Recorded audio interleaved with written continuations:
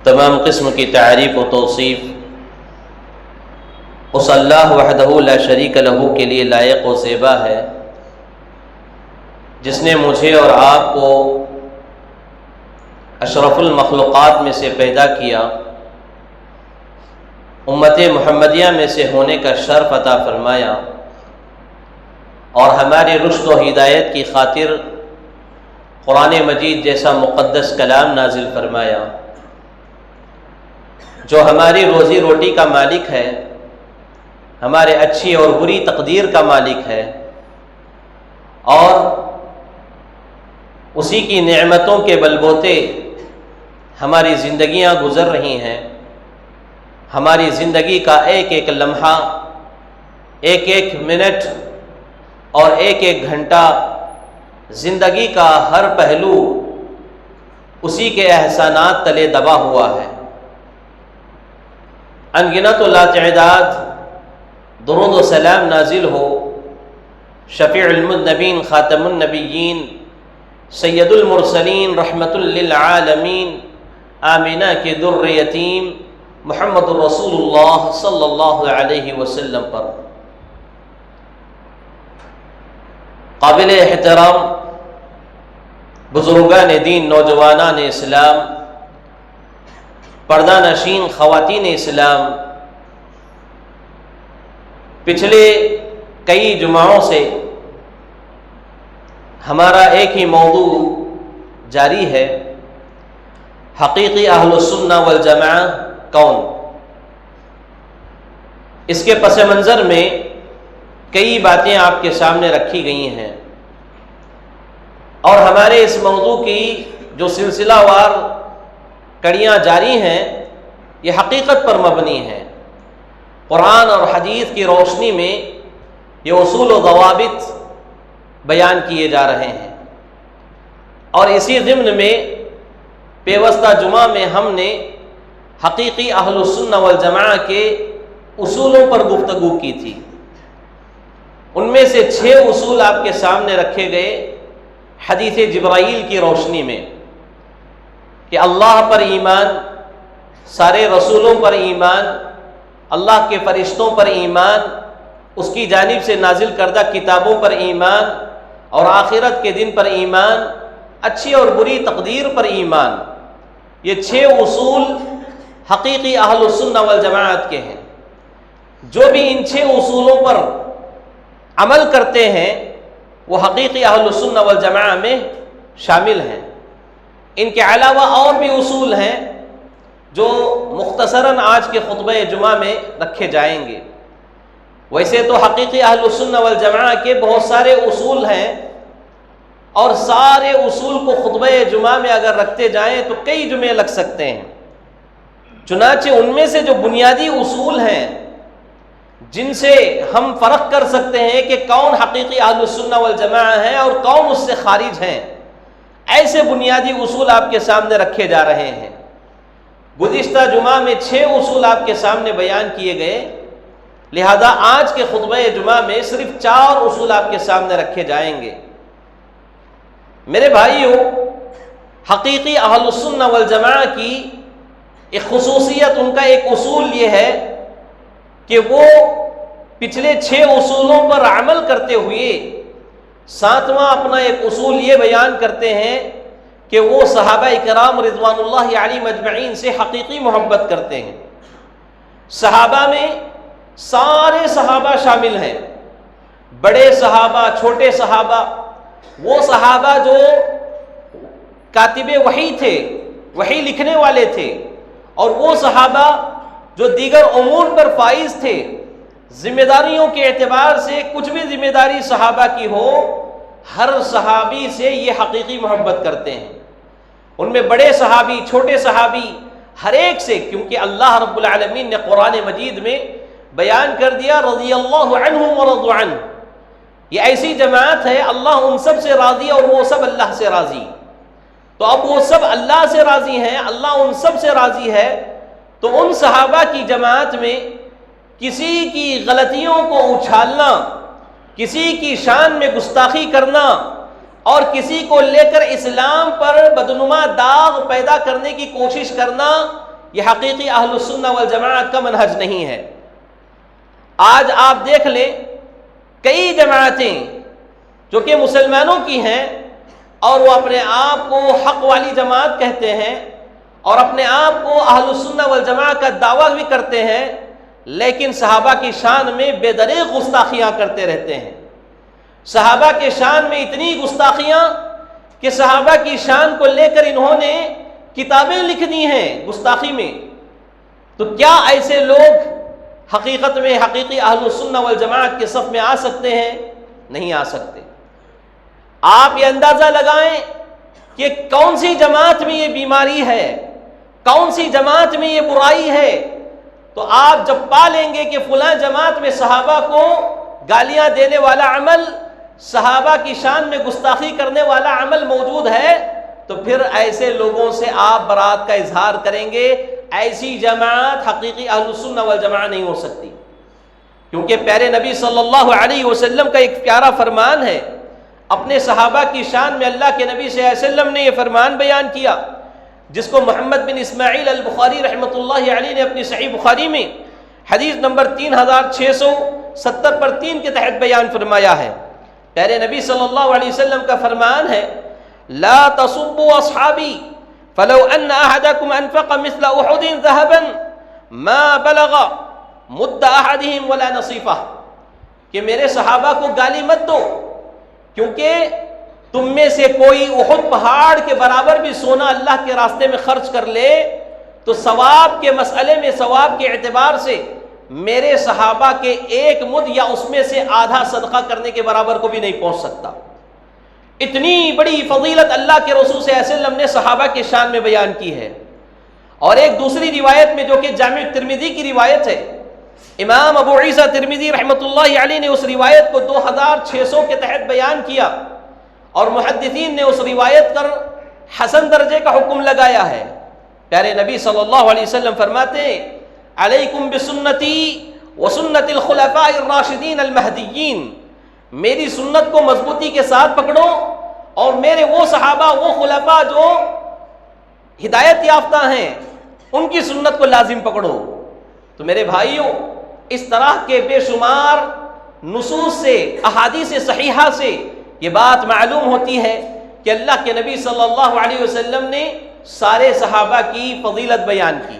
اللہ رب العالمین نے سارے صحابہ سے اظہار محبت کیا اور ان سے جنت کا وعدہ فرمایا۔ چنانچہ اللہ رب العالمین کا فرمان ہے سورۃ التوبہ کی آیت نمبر 100 میں، والسابقون الاولون من المہاجرین والانصار والذین اتبعوهم بإحسان رضی اللہ عنہم ورضوا عنہ وأعد لهم جنات تجری تحتها الانہار خالدین فیہا ابدا ذلک الفوز العظیم۔ اس آیت کریمہ میں اللہ رب العالمین نے انصار و مہاجرین سارے صحابہ کا یہاں ذکر فرما رہا ہے، بالخصوص پہلے جو ایمان لائے ان کا، پھر اس کے بعد ان کی پیروی کرتے ہوئے بعد میں ایمان لانے والوں کا، سب کا اللہ رب العالمین نے یہاں ذکر فرمایا، ان کی تعریف بیان کی اور ان کے لیے ایسے باغات کا وعدہ فرمایا جس کے نیچے سے نہریں جاری ہیں۔ اتنا ہی نہیں بلکہ ان باغات میں اللہ نے ان کو ہمیشہ ہمیشہ والی سرٹیفکیٹ بھی جاری کر دیا اسی آیت میں۔ اب اتنے سارے نصوص کے باوجود کوئی جماعت صحابہ کو گالیاں دیتی ہو، آپ سوچ رہے ہوں گے کہ صحابہ کو گالی دینے والے بھی اس روئے زمین پر ہیں، بالکل ہیں۔ آپ دیکھ لیجئے معتزلہ کا عقیدہ، روافض کا عقیدہ، خوارج کا عقیدہ، شیعہ کا عقیدہ، یہ سارے کے سارے ایسے فرقے ہیں جو اللہ کے اسماء و صفات میں تو گمراہ ہوئے ہی ہیں، اس کے باوجود صحابہ کی شان میں گستاخیاں، صحابہ کو گالیاں دینا، یہ روافضوں کا عمل، خوارج کا عمل ہے۔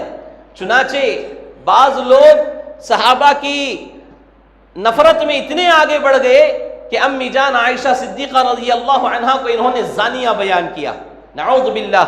اور اسی طرح عمر رضی اللہ تعالیٰ عنہ کی شان میں گستاخیاں، ابو بکر صدیق رضی اللہ تعالیٰ عنہ کی شان میں گستاخیاں، یہ ساری چیزیں جو بھی کرتے ہیں یہ حقیقی اہل السنہ والجماعت میں شامل نہیں ہیں، گرچہ کہ یہ اپنے آپ کو اہل سنہ والجماعت کا ڈھنڈورا پیٹ لیں، پھر بھی یہ اس جماعت میں، مقدس جماعت میں شامل نہیں ہو سکتے۔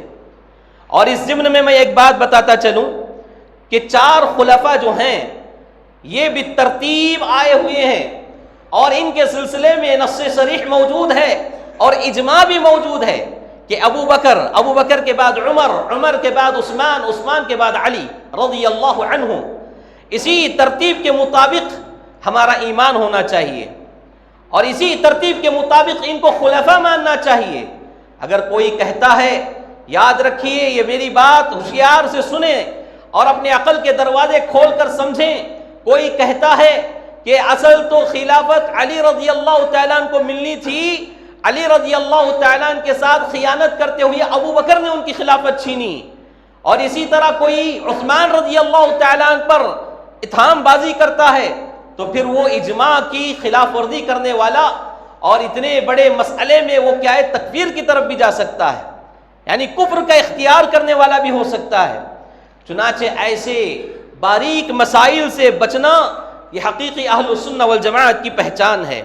اور یہاں میں یہ بات بتاتا چلوں، ہمارے درمیان بعض ایسے مسلمان بھائی ہیں جو صحیح عقیدہ رہنے کے باوجود صحابہ کی شان میں گستاخیاں کرتے ہیں، اور وہ کہتے ہیں کہ ہم صحابہ کی شان میں گستاخی نہیں کر رہے ہیں، بلکہ صحابہ سے جو غلطیاں ہوئی تھیں انہی غلطیوں کو ہم بیان کر رہے ہیں۔ یہ لوگ اگر صحابہ کی غلطیوں کو بیان کرتے اور یہیں تک رکتے تو پھر الگ مسئلہ تھا، لیکن ان غلطیوں کو لے کر صحابہ کو مجروح کرنے کی کوشش کی گئی۔ جیسے عثمان ابن عفان رضی اللہ تعالیٰ عنہ کے بارے میں یہ لوگ کہتے ہیں کہ یہ خائن ہیں، خیانت کرنے والے ہیں۔ ابو سفیان رضی اللہ تعالیٰ عنہ کے بارے میں کہتے ہیں کہ انہوں نے دل سے اسلام قبول نہیں کیا، ان کی گردن پر جب صحابہ نے تلوار تھان لی تھی تو اپنی جان بچانے کے لیے انہوں نے اسلام قبول کیا۔ کیا آپ نے ابو سفیان کے دل میں جھانک کر دیکھا ہے کہ انہوں نے کیوں اسلام قبول کیا؟ ارے میرے بھائی، اللہ کے نبی صلی اللہ علیہ وسلم کی تعلیم تو یہ تھی کہ جنگ میں اگر کوئی کافر کسی صحابی کی تلوار کے نیچے آ جاتا اور وہ خوف کے مارے کلمہ بھی پڑھ لیتا، صحابی اس کو قتل کر دیتے ہیں۔ اللہ کے نبی صلی اللہ علیہ وسلم کو جب یہ بات معلوم ہوئی، اللہ کے نبی صلی اللہ علیہ وسلم نے صحابی رسول صلی اللہ علیہ وسلم پر غضبناک ہوئے۔ صحابی نے کہا کہ اللہ کے نبی صلی اللہ علیہ وسلم، جب میں نے تلوار تھان لی تھی، جب اس نے میری تلوار سے بچنے کے لیے اس نے کلمہ پڑھا، ڈر کے خوف سے کلمہ پڑھا، اس لیے میں نے اس کو قتل کر دیا۔ تو اللہ کے نبی صلی اللہ علیہ وسلم نے اس وقت یہی جملہ کہا تھا، کیا تم نے اس کے دل کو چیر کر دیکھا کہ وہ ڈر کر کلمہ پڑھا ہے یا حقیقت میں کلمہ پڑھا ہے؟ تو میرے بھائیو، نبی صلی اللہ علیہ وسلم کا منہج یہ ہے اور سلف صالحین کا منہج یہ ہے، حقیقی اہل السنہ والجماعہ کا منہج یہ ہے کہ یہ کبھی اس طرح کے کاموں میں مبتلا نہیں ہوتے۔ اور بہت سارے بھائی ایسے ہیں، میری مراد جماعت اسلامی ہے، ہمارے درمیان جماعت اسلامی کے بہت سارے بھائی بیٹھے ہیں، یہ آپ کا قصور نہیں ہے، میں جانتا ہوں آپ کا قصور نہیں ہے، کیونکہ آپ نے تو ان کی ظاہری تعلیمات کو دیکھ کر اس جماعت کو اپنایا ہے اور ان کے اچھے کاموں کو دیکھ کر اس جماعت کو اپنایا ہے، لیکن ان کی بنیادیں کتنی کھوکھلی ہیں، آپ کو ہوشیار ہونا چاہیے۔ ڈاکٹر اسرار احمد جو کہ ایک بڑے عالم گزرے ہیں جماعت اسلامی کے، ان کے عقائد کیا تھے، افکار و نظریات کیا تھے، ہمیں معلوم نہیں ہے۔ مولانا مودودی جو کہ بڑی بڑی خدمات کر کے گئے ہیں، میرے بھائیوں، خدمات کی بنیاد پر اگر منہج کا اعتبار ہوتا تو اس روئے زمین پر سب سے بڑی خدمت کس کس کی میں گناتا جاؤں۔ پیارے نبی صلی اللہ علیہ وسلم کے زمانے میں ایک شخص تھا حاتم طائی، اس نے بڑی خدمات کی۔ امی جان عائشہ رضی اللہ تعالی عنہا نے پیارے نبی صلی اللہ علیہ وسلم سے سوال کیا کہ اے رسول اللہ صلی اللہ علیہ وسلم، حاتم طائی اتنے بڑے سخی ہیں، کیا ان کی سخاوت کل قیامت کے دن ان کو کام آئے گی؟ اللہ کے نبی صلی اللہ علیہ وسلم نے ایک ہی جملہ کہا تھا کہ یہ ایمان والے نہیں ہیں۔ ایمان والے اگر ہوتے تو ان کی ساری خدمات ان کے لیے نجات کے لیے کافی ہو جاتی، لیکن یہاں مسئلہ یہ ہے، ایمان اور غیر ایمان کی بات نہیں، یہاں پر لوگ آج خدمات کی بنیاد پر منہج کو تولنا شروع کیے ہیں۔ خدمات کو دیکھ کر لوگ حق والی جماعت سمجھتے ہیں۔ تبلیغی جماعت والے بھائیوں کو دیکھو، جن کی خدمات بہت زیادہ ہیں، لوگوں سے بات کرنے کا طریقہ، ان کے ساتھ ادب و احترام سے پیش آنے کا طریقہ، ان کے ساتھ ملنساری والا معاملہ کتنا نمایاں ہوتا ہے، لیکن اندر جو عقائد ہیں وہ غلاظت سے بھرے پڑے ہیں۔ تو ان کی جو ظاہری باتیں ہیں وہ باتیں کبھی حقیقی اہل السنہ والجماعت کے نہیں ہو سکتے، وہ عقائد الگ ہیں، یہ عقائد الگ ہیں۔ تو اسی طرح میں کہنا چاہتا ہوں، یہاں جو بھی بھائی جماعت اسلامی کے بیٹھے ہیں وہ میری بات سے ناراض نہ ہوں، کیونکہ افکار و نظریات جو اس جماعت کے پرکھوں نے بڑوں نے بیان کیے ہیں وہ وحدت الوجود وحدت الشہود کے عقائد انہوں نے بیان کیے ہیں، ایسے عقیدے جو کفر تک پہنچانے والے ہیں۔ اللہ رب العالمین ہر ایک کے اندر ہوتا ہے، اللہ تعالیٰ عورت میں بھی ہے، مرد میں بھی ہے، بچوں میں بھی ہے، جانوروں میں بھی ہے، انسانوں میں بھی، ایسے عقیدے اس جماعت کی بنیادوں میں پائے جاتے ہیں۔ میری بات گرچہ کہ کڑوی ضرور لگتی ہے لیکن میرے بھائیو یہ حقیقت ہے، یہ حقیقت ہے۔ صحابہ کے سلسلے میں اس طرح کی گستاخیاں کرنا یہ کسی قسم کو زیب نہیں دیتا۔ ہمارا یعنی حقیقی اہل السنہ والجماعہ کا یہ عقیدہ ہے کہ صحابہ وہ جماعت ہے جس سے اللہ تعالیٰ راضی ہو گیا، اللہ سے وہ راضی ہو گئے، یہی عقیدہ ہمارا ہونا چاہیے۔ ان کی کیا غلطیاں گزری ہیں، ان کا کیا کچھ معاملہ ہوا ہے، ان غلطیوں کو لے کر ان کو کیا ہے بدنام کرنے کی کوشش کرنا، نیچا دکھانے کی کوشش کرنا، مجروح کرنے کی کوشش کرنا، یہ حقیقی اہل السنہ والجماعہ کا منہج نہیں ہے۔ کیونکہ اللہ رب العالمین نے سورۃ البقرہ میں یہ فرمان 2 مرتبہ بیان کیا ہے، تلک امۃ قد خلت لہا ما کسبت ولکم ما کسبتم ولا تسألون عما كانوا يعملون۔ جو گزر گیا یعنی جن کا عمل جو گزرا وہ گزر گیا، اس کے بارے میں اللہ تعالیٰ تم سے سوال نہیں کرے گا، ان کے بارے میں ان کا سوال انہی سے کیا جائے گا۔ اب اس فرمان کو لے کر اگر غور کیا جائے تو حقیقی اہل السنہ والجماعہ کا منہج یہ ہے کہ پیچھے جو صحابہ گزرے ہیں ان کی غلطیوں پر یہ انگلیاں نہیں اٹھاتے ہیں۔ اگر بات کبھی اس طرح کی آ بھی جائے تو اس غلطی کو لے کر ان کی شان میں کمی کرنا، گستاخی کرنا، یہ حقیقی اہل السنہ والجماعہ کا منہج نہیں ہے۔ میرے بھائیوں آگے بڑھتے ہیں۔ ایک اصول ہے حقیقی اہل السنہ والجماعہ کا، وہ یہ کہ اہل بیت سے یہ حقیقی محبت کرتے ہیں۔ صحابہ سے تو حقیقی محبت کرنا ایک اصول ہے، اور صحابہ میں بھی جو اہل بیت ہیں، رسول اللہ صلی اللہ علیہ وسلم کے گھر والے، آپ کی جو فیملی ممبرز ہیں، ان کو اہل بیت کہا جاتا ہے۔ اہل بیت سے حقیقی محبت کرنے والے کون ہیں؟ یہی حقیقی اہل السنہ والجماعت، جو اپنے آپ کو اہل السنہ والجماعت کہتے ہیں لیکن وہ نقلی ہیں، اصلی نہیں ہیں۔ وہ لوگ اہل بیت کے ساتھ حقیقی محبت نہیں کرتے۔ حقیقی محبت کا مطلب میں آج آپ کو بتانا چاہوں گا کہ حقیقی محبت کا مطلب کیا ہوتا ہے۔ حقیقی محبت کا مطلب یہ ہے کہ جس کی شان جیسی بیان کی گئی ہے قرآن اور حدیث کی روشنی میں، ویسے ہی ان کو عزت دی جائے، اس میں غلو بھی نہ کریں اور اس میں کمی بھی نہ کریں۔ جو اس میں غلو کرتے ہیں، ان کی شان میں اضافہ کرتے ہیں، یہ بھی جھوٹے ہیں، اور اس کی شان میں جو کمی کرتے ہیں یہ بھی جھوٹے ہیں۔ لیکن حقیقی اہل السنہ والجماعہ کا منہج وہی منہج ہے جو قرآن اور حدیث میں بیان کیا گیا ہے۔ اہل بیت سے وہ حقیقی محبت کرتے ہیں، اہل بیت سے جیسی محبت کرنے کا حکم دیا گیا ویسی ہی یہ محبت کرتے ہیں، کیونکہ پیارے نبی صلی اللہ علیہ وسلم کی وصیت تھی۔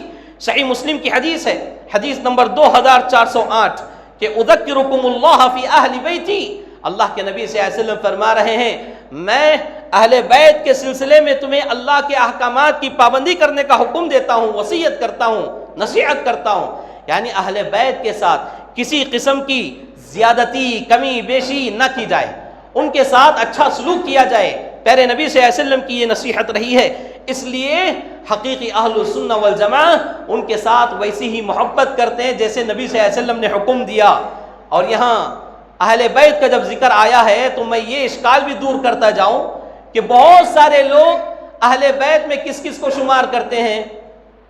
اپنی صاحبزادیاں، بالخصوص فاطمہ رضی اللہ عنہا، علی رضی اللہ تعالیٰ عنہ، حسن اور حسین، اس طرح کے جو فیملی خاندان کے لوگ ہیں، بیٹی نواسے، ان کو ذکر فرماتے ہیں۔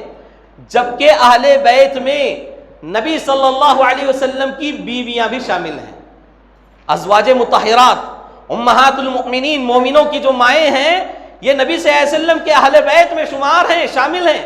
جیسا کہ اللہ رب العالمین نے سورۃ الاحزاب کی آیت نمبر 3 میں اللہ کے نبی صلی اللہ علیہ وسلم کی بیویوں کو اہل بیت میں شمار کر کے خطاب کیا ہے۔ اتنا واضح فرمان آنے کے باوجود بعض لوگ اہل بیت کی محبت کا دم بھرنے والے عائشہ رضی اللہ عنہا کی شان میں گستاخی کر رہے ہیں، حفصہ رضی اللہ عنہا جو کہ عمر رضی اللہ تعالیٰ عنہ کی صاحبزادی ہیں اور یہ ام المؤمنین ہیں، ان کی شان میں گستاخی کر رہے ہیں۔ حقیقی اہل السنہ والجماعت کا منہج کیا ہے؟ نبی صلی اللہ علیہ وسلم سے، ان کی بیویوں سے، ان کی بیٹیوں سے، ان کے بیٹوں سے، ان کے نواسوں سے، جو ان کے داماد ہیں ان سے جو بھی قریبی رشتہ دار ہیں ان ساروں سے محبت ہوتی ہے، اور وہ بھی حقیقی محبت، کسی کو نظر انداز نہیں کیا جاتا۔ لیکن ہمارے جو اہل السنہ والجماعہ جو اپنے آپ کو آج کہنے والے ہیں، یہ لوگ نبی صلی اللہ علیہ وسلم کی بیویوں کی شان میں گستاخی کرتے ہیں۔ ایسا نہیں ہونا چاہیے، نبی صلی اللہ علیہ وسلم کی بیویاں بھی اہل بیت میں شامل ہیں، اس بات کو اچھی طرح سمجھنے کی ضرورت ہے۔ اور اہل بیت سے حقیقی محبت کا ایک پہلو یہ بھی ہے کہ ان کی شان میں غلو نہ کیا جائے۔ جیسے علی رضی اللہ تعالیٰ عنہ سے لوگ محبت کا نعرہ لگاتے ہیں، لیکن ان کی شان میں اضافہ کرنا، غلو کرنا، بڑھانا، چڑھانا۔ علی رضی اللہ تعالیٰ عنہ کو پہلے خلیفہ کا مقام دے رہے ہیں، پہلے خلیفہ سے اٹھا کر پھر نبی کا مقام دے رہے ہیں۔ بعض لوگوں نے حد یہ کر دی کہ علی رضی اللہ تعالیٰ عنہ کو اللہ کا بھی مقام دے دیا، اللہ کا مقام۔ کتنی بڑی بات ہے، کتنی گھنونی حرکت ہے، جبکہ اللہ رب العالمین کسی کو اپنے ساتھ برداشت نہیں کرتا، اور یہی تو واضح شرک ہے۔ اللہ کے ساتھ جو کسی کو شامل کرے، شریک کرے، ٹھہرائے، یہی شرک ہے میرے بھائیوں۔ اور اسی طرح فاطمہ رضی اللہ عنہا کی شان میں غلو کرتے ہیں، یعنی ایسے مناقب بیان کرتے ہیں جس کی وجہ سے فاطمہ رضی اللہ تعالیٰ عنہ کی شان تو بہت زیادہ بیان کی جا رہی ہے، لیکن وہیں پر دوسری صاحبزادیاں، دوسری بیٹیوں کا کیا قصور ہے؟ کہ اللہ کے نبی صلی اللہ علیہ وسلم کو ایک ہی بیٹی تھی فاطمہ رضی اللہ عنہا؟ نہیں میرے بھائیوں، نبی صلی اللہ علیہ وسلم کی 4 بیٹیاں تھیں۔ تو اب اہل بیت کا نعرہ لگانے والے صرف فاطمہ رضی اللہ عنہا کا نام لے کر کیوں جی رہے ہیں؟ باقی 3 بیٹیوں کا کیا قصور ہے؟ اسی طرح ان 3 بیٹیوں میں 2 بیٹیوں سے تو نکاح کس کا ہوا؟ عثمان ابن عفان رضی اللہ تعالیٰ عنہ کا۔ اب ان کی شان میں بھی گستاخیاں، تو یہ حقیقی اہل سنت والجماعت میں نہیں ہے۔ حقیقی اہل السنہ والجماعت کے لوگ سارے اہل بیت والوں سے محبت کرتے ہیں، وہ بھی حقیقی محبت کرتے ہیں، قرآن اور حدیث میں جیسے بیان کیا ویسے کرتے ہیں۔ اور یہ پنجے بنانا علی کے نام سے، فاطمہ کے نام سے، حسنین کے نام سے، محرم الحرام کے مہینے میں پنجے بنا کر ان کی تعزیہ داری کرنا، ان کے لیے چادریں لگانا، ان کے لیے شربتیں تقسیم کرنا، ان کے نام پر پیسے کمانا، چندے اکٹھے کرنا، یہ حقیقی اہل السنہ والجماعہ کا منہج ہرگز نہیں ہو سکتا۔ جو اس طرح کے کام کر رہے ہیں العیاذ باللہ، اللہ انہیں ہدایت عطا فرمائے، یہ حقیقی اہل السنہ والجماعہ نہیں ہے۔ یہ نام کے تو اہل السنہ والجماعت ہو سکتے ہیں، لیکن حقیقت میں نہیں ہو سکتے۔ میرے پیارو، آئیے ہم آگے بڑھتے ہیں۔ حقیقی اہل بیت سے متعلق بعض لوگ اتنا غلو کر رہے ہیں کہ اللہ کے نبی صلی اللہ علیہ وسلم کے گھر والوں کو نفع و نقصان کا مالک بھی سمجھتے ہیں، باقاعدہ یا علی مدد کے نعرے لگاتے ہیں، علی رضی اللہ تعالیٰ سے مدد طلب کی جا رہی ہے۔ کیوں؟ ہم اہل بیت سے محبت کرنے والے، علی رضی اللہ تعالیٰ ہماری ہی مدد کریں گے، تم گستاخ ہیں، تمہاری مدد نہیں کریں گے۔ یہ بے جا الفاظ ہیں، شریعت میں ایسے باتوں کی کوئی گنجائش نہیں ہے، کوئی اہمیت نہیں ہے۔ اللہ کے نبی صلی اللہ علیہ وسلم کو اللہ رب العالمین نے سورۃ الجن آیت نمبر 21 میں یہ حکم دے رہا ہے کہ قل انی لا املک لکم ضرا ولا رشدا، کہ پیارے نبی صلی اللہ علیہ وسلم آپ کہہ دیجئے کہ کسی کے نفع و نقصان کا اختیار مجھے نہیں ہے۔ اللہ کے نبی صلی اللہ علیہ وسلم کو اللہ تعالیٰ کیا حکم دے رہا ہے کہ آپ کہہ دو کہ کسی کے نفع اور نقصان کا مالک، نفع و نقصان کا اختیار میرے میں نہیں ہے۔ کس میں؟ نبی صلی اللہ علیہ وسلم میں۔ نفع اور نقصان کا مالک اللہ ہے، نفع نقصان کا اختیار کسی میں ہے تو وہ اللہ کے ہاتھ میں ہے، اللہ کے علاوہ کسی کے یہاں نہیں۔ اب اللہ رب العالمین پیارے نبی صلی اللہ علیہ وسلم کو جب یہ بات کہہ رہا ہے تو آپ ذرا سوچ کر دیکھیں، اس آیت کریمہ کی روشنی میں علی رضی اللہ تعالیٰ کیا نفع نقصان کے مالک ہو سکتے ہیں؟ فاطمہ رضی اللہ عنہا نفع نقصان کے مالک ہو سکتی ہیں؟ حسن اور حسین رضی اللہ عنہما نفع نقصان کے مالک ہو سکتے ہیں؟ اس کا مطلب یہ نہیں کہ ہم گستاخ ہو گئے، ہم تو یہاں ان کا حقیقی جو مرتبہ ہے وہ بیان کر رہے ہیں۔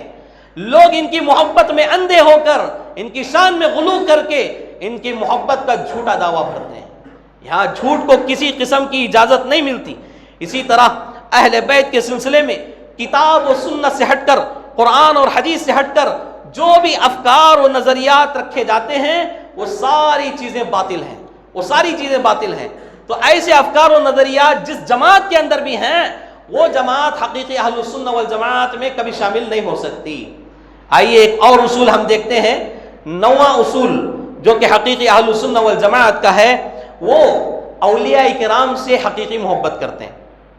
اولیاء کرام کا بہت بڑا مسئلہ ہے ہمارے ملک عزیز میں۔ اولیاء کون ہوتے ہیں پہلے یہ سمجھیں۔ اولیاء یہ ولی کا پرولر ہے، ولی سنگولر ہے، اولیاء پرولر ہے. تو ولی اللہ کا دوست، اولیاء اللہ کے دوست، اللہ کے دشمنوں کو نہیں کہتے ہیں بلکہ اولیاء اللہ، اللہ کے دوست. اب بعض ہمارے بھائی کہتے ہیں کہ یہ جو اہل الحدیث ہیں، جو کہ حقیقی اہل السنہ والجماعہ ہیں، الحمدللہ یہ لوگ ولیوں کو نہیں مانتے، ولیوں کو نہیں مانتے. یہ سراسر الزام ہے، جھوٹ ہے، تہمت ہے. اس سوال کا جواب اللہ کے یہاں تمہیں دینا پڑے گا، اس الزام کا جواب اللہ کے یہاں تمہیں دینا پڑے گا. اہل الحدیث سے بڑھ کر ولیوں کی تعظیم و تکریم کوئی جماعت نہیں کر سکتی. یہ بات آپ لکھ کر لے جاؤ، کیونکہ اللہ نے ان کی جو شان بیان کیا ہے قرآن میں، وہی شان کے مطابق ان کی عزت کرنا، ان کو ماننا، یہ اہل الحدیث حقیقی اہل السنہ والجماعہ کا منہج ہے. کیونکہ اللہ جن سے راضی ہوتا ہے، اللہ کے جو دوست ہیں وہ ہمارے دوست ہیں، اللہ کے جو دشمن ہیں وہ ہمارے دشمن ہیں. چاہے ان کا عمل کیسا بھی ہو، دشمن کتنے اچھے والے کیوں نہ ہو، اگر اللہ کے وہ دشمن ہیں ہمارے دشمن ہیں. کیونکہ سورہ بقرہ میں سورہ نمبر 2 پارہ نمبر 3 آیت نمبر 250 پر 7 کو میں نے خطبہ مسنونہ کے بعد پڑھا ہے. اس میں اللہ تعالیٰ انہی ولیوں کے بارے میں بیان کر رہا ہے. اللہ ولی الذین آمنوا یخرجهم من الظلمات الى النور والذین کفروا اولیاءهم الطاغوت یخرجونهم من النور الى الظلمات اولئک اصحاب النار هم فیها خالدون. کہ اللہ کے ولی وہ ہوتے ہیں جو ایمان والے ہیں، اور اللہ تعالیٰ ان کے ساتھ کیا معاملہ کرتا ہے، ان کو تاریکیوں سے نکال کر نور کی طرف، روشنی کی طرف لاتا ہے. اور اللہ کے ساتھ کفر کرنے والے وہ لوگ ہیں، انکار کرنے والے وہ لوگ ہیں جو طاغوت کے اولیاء ہیں، شیطان کے دوست ہیں، اور اللہ تعالیٰ ان کو کیا کرتا ہے، ان کے ساتھ انہیں نور سے نکال کر تاریکیوں میں ڈھکیل دیتا ہے. اور یہ آگ والے ہیں، جہنم والے ہیں، اور اس میں ہمیشہ ہمیشہ رہنے والے ہیں. اس آیت کریمہ میں اللہ کے دوستوں کا، اللہ کے دشمنوں کا ذکر ہے، اور ہمارا عقیدہ، ہمارا منہج اسی آیت پر ہے. اللہ کے جو دوست ہیں وہ ہمارے دوست ہیں، اللہ کے جو دشمن ہیں وہ ہمارے دشمن ہیں. آپ یہ نہ کہیں کہ اہل الحدیث اولیاء کو مانتے نہیں ہیں. اہل الحدیث اولیاء اکرام کو مانتے ہیں. اولیاء سے محبت ہمارے ایمان کا حصہ ہے، ہمارے ایمان کا حصہ. اس میں کسی قسم کی کوئی حق تلفی نہیں ہے. لیکن اولیاء کی شان میں جو غلو سے کام لیا جا رہا ہے، اولیاء اکرام کی کرامات کے نام پر جو چور دروازے کھولے جا رہے ہیں، اس سے ہم برات کا اظہار کرتے ہیں، اس سے ہم برات کا اظہار کرتے ہیں. یہ ہمارے دین کا حصہ نہیں، یہ ہماری شریعت کا حصہ نہیں. اولیاء اکرام کی عزت، ان کا ادب و احترام ہمارے دلوں میں ہمارے جان و مال سے زیادہ ہونا چاہیے. لیکن کرامات اولیاء کے نام پر آج جو کچھ پروپیگنڈے ہو رہے ہیں، جو کچھ دھوکہ بازی ہو رہی ہے، اس سے ہم بری ہیں، اس سے ہمارا کوئی تعلق نہیں ہے. یہی بات ہمیں سمجھنے کی ضرورت ہے. میرے عزیزو، کرامات کس کو کہتے ہیں؟ کرامات ایسا عمل جو انسان کی عقل سے دور ہو، انسان کی عادات سے الگ ہو. اللہ رب العالمین اپنے ولیوں کا مقام و مرتبہ بیان کرنے کے لیے یہ بات، یعنی اس طرح کی بعض چیزیں کرامات کے طور پر ولیوں کے اندر پیدا کر دیتا ہے. صحابہ ولیوں میں صف اول کے اولیاء ہیں. صحابہ اولیاء میں سب سے پہلے سر فہرست رہنے والے صحابہ سے. ایسے کئی واقعات مروی ہیں.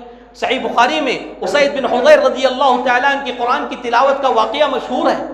آپ قرآن کی تلاوت کر رہے ہیں، آپ کا گھوڑا بھی دکنے لگا، آپ باہر آ کر دیکھے وہ خاموش ہو گیا. 3 مرتبہ یہ واقعہ پیش آیا. پھر اس کے بعد اسید بن حضیر رضی اللہ تعالیٰ عنہ فرماتے ہیں، میں نے آسمان کی طرف دیکھا تو کچھ شعائیں آسمان کی طرف جا رہی تھیں. اللہ کے نبی صلی اللہ علیہ وسلم سے صبح میں نے یہ سارا منظر بیان کیا. اللہ کے نبی صلی اللہ علیہ وسلم مسکراتے ہوئے مجھ سے کہا کہ اسید، جو شعائیں تم نے دیکھی ہے وہ شعائیں نہیں بلکہ وہ اللہ کے فرشتے تھے جو تمہاری قرآن کی تلاوت سننے کے لیے روئے زمین پر نازل ہوئے تھے، اور وہ بھی تمہارے گھر میں داخل ہوئے تھے. اتنا ہی نہیں کہا، اگر تم قرآن کی تلاوت نہیں روکتے، صبح تک تلاوت کرتے رہتے، تو تمہارے گھر کے لوگ فرشتوں کو نظارہ کر لیتے، فرشتوں کو دیکھ لیتے. ان سے بڑے اولیاء اور کون ہیں میرے بھائیوں؟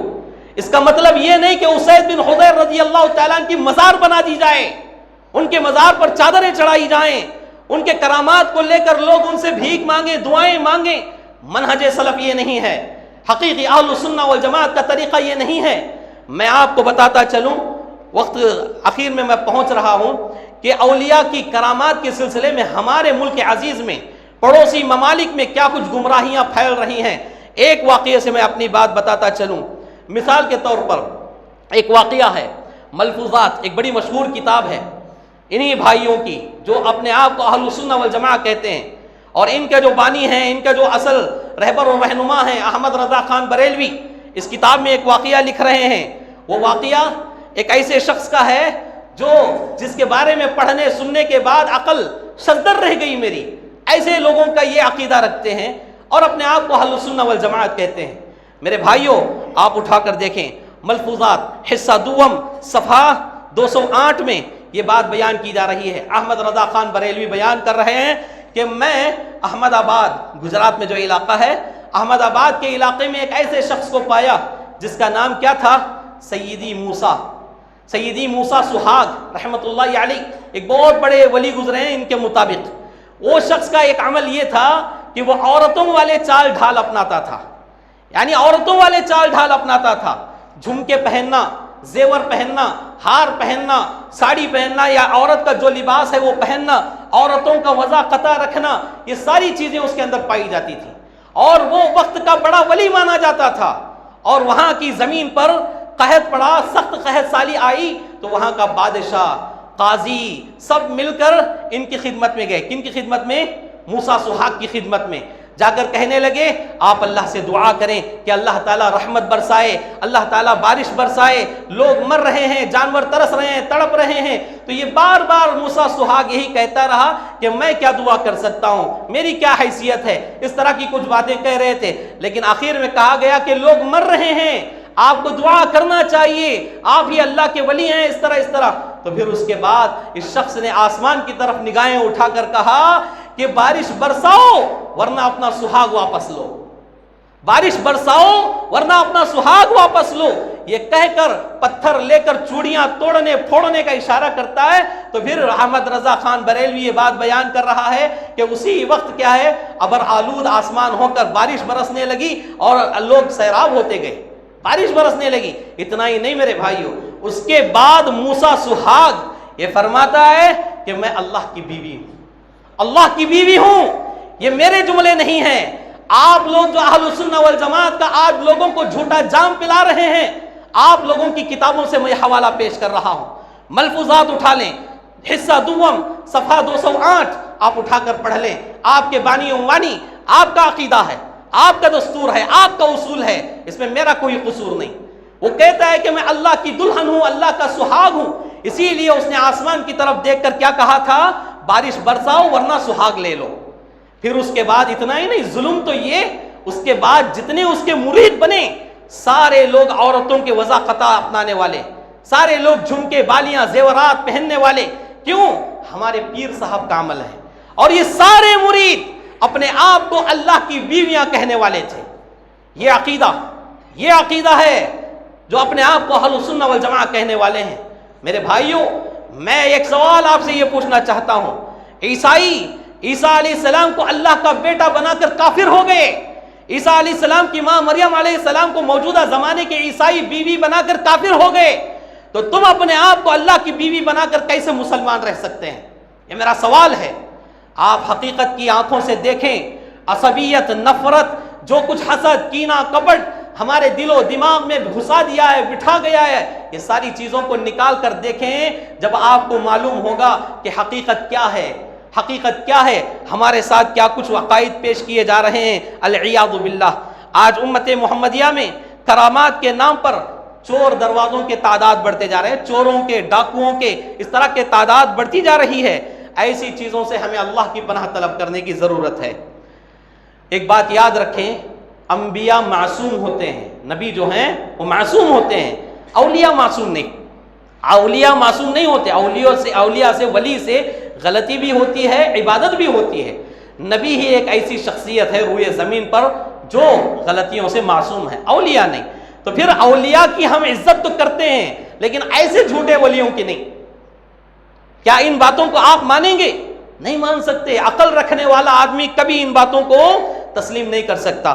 میرے بھائیوں، آخری میرا پوائنٹ ہے وہ حقیقی اہل السنہ والجماعت کے سلسلے میں کہ یہ لوگ اپنے عمراء سے بھی حقیقی محبت کرتے ہیں. اپنے امیر اپنے حاکم جو ہوتے ہیں ان سے بھی محبت کرتے ہیں۔ یہاں حاکم اور امیر سے مراد دو باتیں علماء نے بیان کی ہیں، ایک ہے اسلامی حکومت کا امیر اور دوسرا ہے غیر اسلامی حکومت میں، یعنی جہاں اسلامی حکومت نہیں ہے لیکن مسلمانوں کی جماعت رہتی ہے تو فلاں تنظیم فلاں جمعیت وغیرہ کا ایک امیر ایک حاکم، وہ بھی معنی مراد لیا گیا ہے، لیکن اس میں زیادہ صحیح پہلی بات ہے۔ اسلامی حکومت کا جو امیر ہوتا ہے اس کی اتباع کرنا، اس سے محبت کرنا، اس کے ساتھ یعنی اچھا سلوک کرنا، اس کی اطاعت کرنا، اس کے حکم پر چلنا، یہ ایمان کا حصہ ہے۔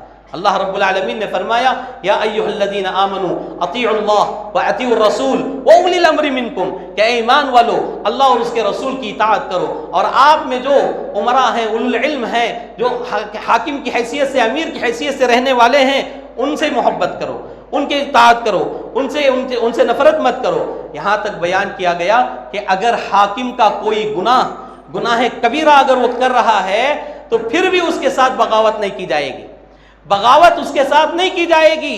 اگر حاکم کھلی طور پر کفر کا کوئی کام اختیار کرے، واضح طور پر اس کا کفر ظاہر ہونے لگے، پھر تب بغاوت کا کوئی آپشن نکل سکتا ہے، لیکن اس وقت تک یعنی اگر وہ کبیرہ گناہ کا مرتکب ہے تو پھر اس کی امارت کو ٹھکرانا یہ جائز نہیں ہے۔